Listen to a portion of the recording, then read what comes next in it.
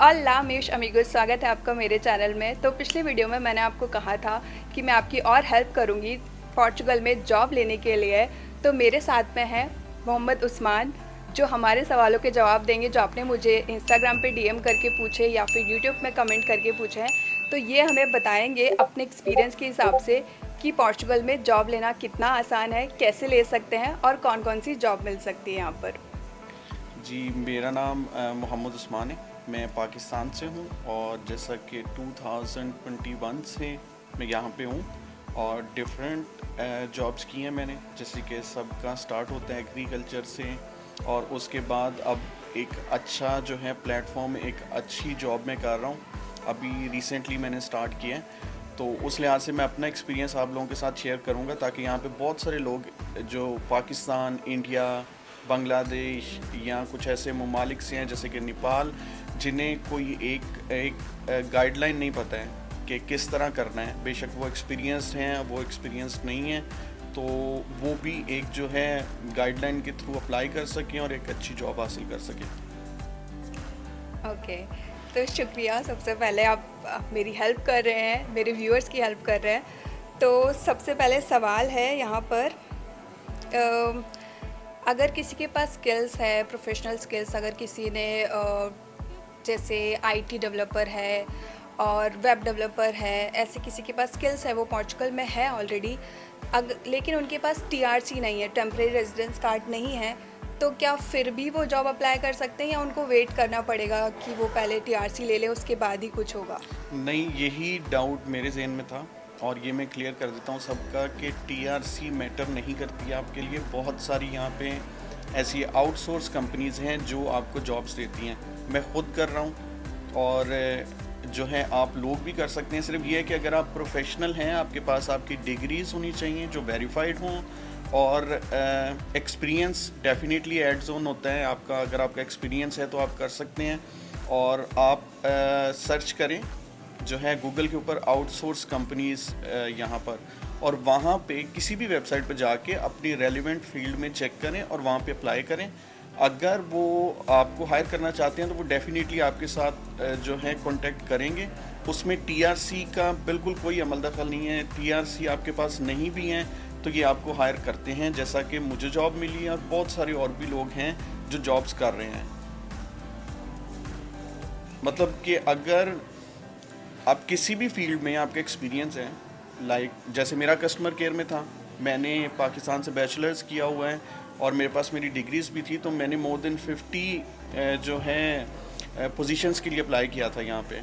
Last year से मैं करता आ रहा हूँ अप्लाई, तो अब जाके मैं हायर हुआ हूँ और वो डिफरेंट आउटसोर्स कंपनी है। हम नाम ले भी नहीं सकते हैं और मैं नाम लूँगा भी नहीं, लेकिन जब आप सर्च करेंगे तो आपको बहुत सारी मिल जाएंगी। इसलिए ये सोचे बगैर कि हम कर नहीं सकते विदाउट टीआरसी, आप बिल्कुल कर सकते हैं। और हमारी पाकिस्तान इंडिया की जो डिग्रीज़ हैं वो यहाँ पे एक्सेप्टेबल हैं। सिर्फ ये है कि आपने अप्लाई करना है। कोई ना कोई कंपनी अगर आपको हायर करना चाहेगी तो वो फिर ये चीज़ें नहीं देखेगी कि आपके पास टीआरसी है या नहीं है। ये उनके लिए जो प्रोफेशनल हैं। तो तुम ये कहना चाहते हो कि अगर किसी ने ये सब प्रोफेशनल कोर्स किए हैं या नहीं किए हैं, सिर्फ इंग्लिश बोलते हैं, इंग्लिश अच्छी बोल लेते हैं या कोई और फॉरेन लैंग्वेज बोल लेते हैं, जैसे जर्मन हो गई, इटालियन हो गई, फ्रेंच हो गई, तो वो भी अप्लाई कर सकते हैं? उनके लिए जॉब है पोर्चुगल में? बिल्कुल कर सकते हैं। जैसे इंग्लिश, अगर आप इंग्लिश बोलते हैं तो वो तो मसला ही कोई नहीं, क्योंकि हर जॉब के नीचे जो उसकी डिस्क्रिप्शन लिखी होती है उसमें लिखा होता है कि आपको कौन सी लैंग्वेज आनी चाहिए, और डेफिनेटली उसमें इंग्लिश लैंग्वेज लिखी होती है और ये भी लिखा होता है कि साथ पुर्तगीज़ आनी चाहिए, जर्मन आनी चाहिए।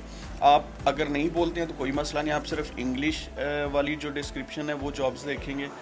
और जैसा कि मैंने बताया, इधर मैं कस्टमर केयर में जॉब कर रहा हूँ, तो यहाँ पे बहुत सारे ऐसे हैं जो दूसरी लैंग्वेजेस भी बोलते हैं। अगर आपको आती हैं, आप इटली में रह के आए हैं, आपको इटालियन आती है, स्पेनिश आती है, फ्रेंच आती है, जर्मन आती हैं, तो वो जॉब्स भी आपको मिल सकती हैं जिसमें आपको वो लैंग्वेजेस साथ बोलनी पड़ेंगी।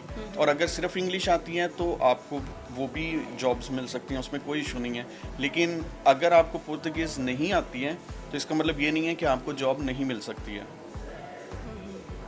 लेकिन अगर थोड़ी बहुत सीख लेते तो वो हेल्प करेगी। डेफिनेटली हेल्प करेगी, क्योंकि अब जैसे हमारी यहाँ पे कंपनी है, यहाँ पे ज़्यादातर जब आपस में कम्युनिकेट करते हैं तो सब इंग्लिश में ही करते हैं, लेकिन जब सब कस्टमर्स को सपोर्ट कर रहे हैं तो सब डिफरेंट लैंग्वेजेस में कर रहे हैं। कोई इटालियन में, कोई फ्रेंच में कर रहा है, किसी को पुर्तगीज़ आती है, किसी को नहीं आती, लेकिन आपस में सब इंग्लिश में कम्युनिकेट करते हैं और मोस्टली कस्टमर्स के साथ भी इंग्लिश में ही करते हैं।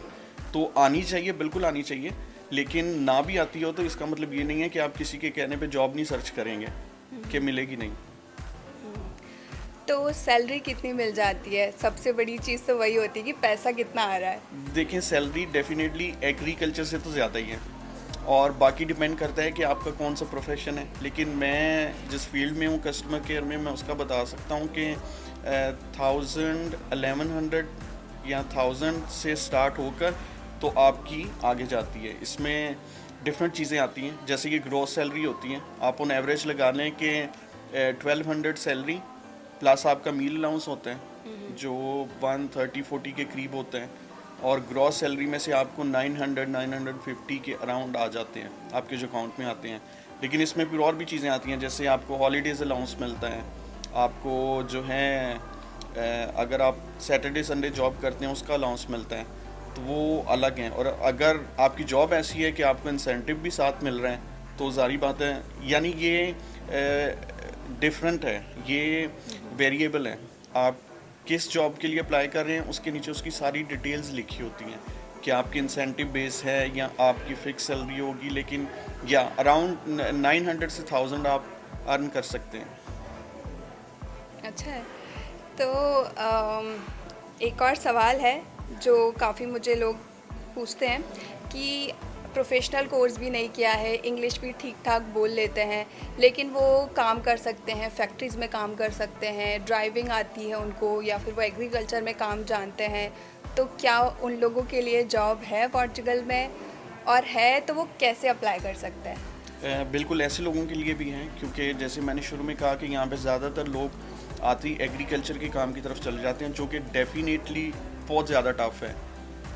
वो किसी भी सीज़न में हो वो टफ़ काम है। तो आप ये कर सकते हैं कि अगर किसी ने यहाँ पे ये एक स्टीरियोटाइप बनाया हुआ है कि आप डायरेक्टली किसी फैक्ट्री में भी जॉब नहीं कर सकते हैं, आपके पास क्वालिफ़िकेशन नहीं है, तो आप वो भी विदाउट टीआरसी कर सकते हैं। सिर्फ जो मेरा एक्सपीरियंस है मैं वो आपके साथ शेयर कर रहा हूँ कि डायरेक्टली किसी भी फैक्ट्री में जाने की बजाय आप ये करें कि जैसे यहाँ हमारे पास जो है वियाना दो कस्टेलो है, वहाँ पे बहुत अच्छी फैक्ट्रीज़ हैं और बहुत सारे यहाँ पे एरियाज़ हैं जहाँ पे फैक्ट्रीज़ हैं, तो उनके आसपास कोई आउटसोर्सिंग कंपनी ढूंढें, क्योंकि ज़्यादातर मैंने ये देखा है कि आउटसोर्सिंग कंपनीज़ उन फैक्ट्रीज़ के लिए हायर करती हैं एम्प्लॉयज़। आप डायरेक्टली जाएंगे वो आपको कभी हायर नहीं करेंगे, तो आप जब उनसे करेंगे रब्ता, वो आउटसोर्सिंग कंपनीज़ आपको ईज़िली हायर कर लेती हैं। उसके लिए इंग्लिश आनी चाहिए, क्योंकि जारी बात है आपको काम समझने के लिए इंग्लिश आनी चाहिए। बाकी विदाउट टीआरसी आपकी वो भी जॉब हो सकती हैं, और मैंने बहुत कम लोग देखे हैं जो विदाउट टीआरसी डायरेक्ट किसी फैक्ट्री वगैरह में जाकर काम पता करते हैं और उन्हें मिल जाता है। लेकिन आउटसोर्सिंग जो कंपनीज़ होती हैं वो इजीली आपको वहाँ पे जो है जॉब अवेलेबल करवा के देती हैं। उसमें बहुत से तरीके हैं, उस लोकल एरिया में वहाँ पे उस फैक्ट्री में जाके पूछ लें कि आप किस आउटसोर्सिंग कंपनी के साथ काम कर रहे हैं, उस लोकल एरिया में आप सर्च कर सकते हैं, तो ये इजी होता है। लेकिन मेरी रिकमेंडेशन ये है कि आप डायरेक्ट अप्लाई करने की बजाय जो है किसी आउटसोर्सिंग एजेंट के पास अप्लाई करें, जाके उससे अपना जो है रेज़्यूमे दें बना के, और वो उसके पास जितनी भी फैक्ट्रीज़ होंगी उस एरिया में वो आपको कोशिश करेगा कि वहाँ पे जॉब करवा दें। विदाउट टीआरसी ये हम बात कर रहे हैं अभी तक। हाँ, ठीक है। तो ये तो हो गई जॉब की, चलो किसी को काम मिल गया, कैसे अप्लाई करना है, और किसी को मिल गया काम, अब उसको रहने के लिए यहाँ पर रूम रेंट पे मिल जाता है आसानी से, और रूम रेंट कितना होता है, और जो सैलरी तुमने बताई उसके बाद कितना बच जाता है? ये जो है मुश्किल है वो इसलिए कि यहाँ पे क्योंकि विज़िटर्स बहुत ज़्यादा हैं, इसलिए रूम रेंट पे लेना भी उतना ही मुश्किल है। और ये डिपेंड करता है कि आप किन मंथ्स में ले रहे हैं और किन एरियाज़ में ले रहे हैं। जैसे पोर्तो है और लिस्बन है, यहाँ पे सबसे ज़्यादा यहाँ पे आता है जो विज़िटर्स आता है, और आलमोस्ट तकरीबन अगस्त अक्टूबर तक रहते हैं। तो इस दौरान आपको मिलेगा नहीं, अगर मिलेगा तो बहुत कॉस्टली मिलेगा अगर आपने रूम रेंट पर लेना है। हाँ, इसके बाद आप अराउंड 230-40 एक सिंगल रूम जो है आप अवेल कर सकते हैं इजीली, और उससे जो है बाकी आपका एक्स्ट्रा खर्चा, सारा खाने का एक्स्ट्रा खर्चा है आपका, और उसके अलावा आपके बिल्स, इंटरनेट, ये एक्स्ट्रा खर्चा होगा जो आप 300 से 350 कंप्लीट आप ये जो है कह सकते हैं कि मेरा खर्चा होगा, क्योंकि ये डिपेंड करता है कि आप खाते क्या हैं। यहाँ पे ये दो चीज़ें ज़रा कॉस्टली हैं, आपका एक तो रहना और दूसरा खाना पीना नॉर्मली कॉस्टली है, लेकिन ये है कि 350 से 400 तक आपका ख़र्चा हो सकता है इन चीज़ों का। उसके अलावा जैसे मैंने पहले बताया कि आप कहीं भी जॉब कर रहे हैं, ज़्यादातर एग्रीकल्चर के अलावा, तो आपको मील अलाउंस मिलता है। आप उस मील अलाउंस से अपने घर का जो है वो सामान लेके आ सकते हैं, वो भी आपका उसमें डिडक्ट हो जाएगा। तो अराउंड 300 के करीब फिर आपका टोटल एक्सपेंस होगा। बाकी सारा आपका जो है वो सेविंग्स हैं या बाकी खर्चों के लिए हैं।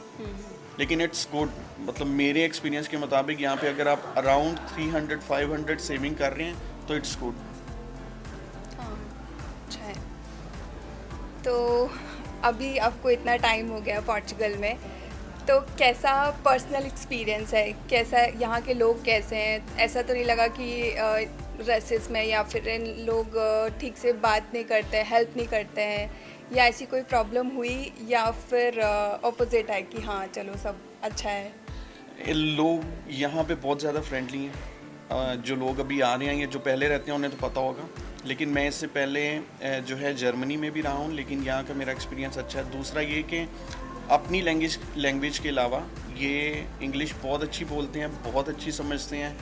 ऑलमोस्ट जो है हर शॉप पे, हर जगह आपको इंग्लिश बोलने वाले मिलेंगे, और ये लोग काफ़ी फ्रेंडली हैं। इवन कि वो आपके कोलीग्स हों जो आपके साथ काम करते हैं, आपको समझाने में, इवन के बाहर कुछ लोग हों, इवन के शॉप्स वाले हों, इवन कि आप किसी ऑफिस जाएं, मुझे मेरे एक्सपीरियंस के मुताबिक ये लोग काफ़ी फ्रेंडली लगे हैं।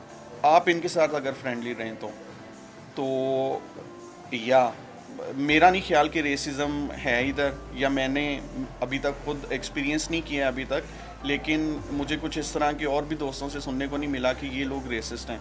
They are friendly. छोटा सा मुल्क है, ये है कि अपना काम करते हैं, दूसरों को अपना काम करने देते हैं। और अगर आपको ये वीडियो इन्फॉर्मेटिव लगा है, आपको लगा है कि आपको कुछ इन्फॉर्मेशन मिली है इस वीडियो से और उस्मान से, और अगर आप चाहते हैं कि हम और कंटिन्यू करें उसके साथ डिस्कशन, कुछ और अगर आपके सवाल हैं तो आप मुझे कमेंट में बता सकते हैं, और हम फिर से उस्मान के साथ में जो भी आपके सवाल होंगे वो सब पूछेंगे। तो क्या मैं ये कमेंट? हाँ, हम इससे थोड़ा और ब्रीफली करेंगे, डिटेल में भी करेंगे, क्योंकि अभी हमने सिर्फ जर्नल जो क्वेश्चंस हैं उनका जवाब दिया है। तो आपके जो कोई स्पेसिफिक क्वेश्चंस होंगे वो भी हम बताएंगे। मे भी हो सकता है कि आगे अगर आपको अच्छा लगे तो हम कंपनीज़ भी आपके साथ शेयर कर दें, ताकि आप डायरेक्टली उन पे जाके और सर्च किस तरह करना है, ये सब चीज़ें बाद में हम आपको डिटेल में बता दें, ताकि आप लोगों के लिए थोड़ा और जो है ये प्रीसाइज प्रोसीजर हो जाए अप्लाई करने का। लेकिन ये आपके जो है फीडबैक पे डिपेंड करता है। कमेंट करके बताइए। चलो, बहुत अच्छा रहा, और थैंक यू वेरी मच फिर से कि आपने सवालों के जवाब दिए, और मुझे सच में काफ़ी इन्फॉर्मेटिव लगे। अगर आपको भी इन्फॉर्मेटिव लगे हों तो प्लीज़ वीडियो को लाइक कीजिए, और कमेंट करके आप अपने सवाल मुझसे पूछ सकते हैं।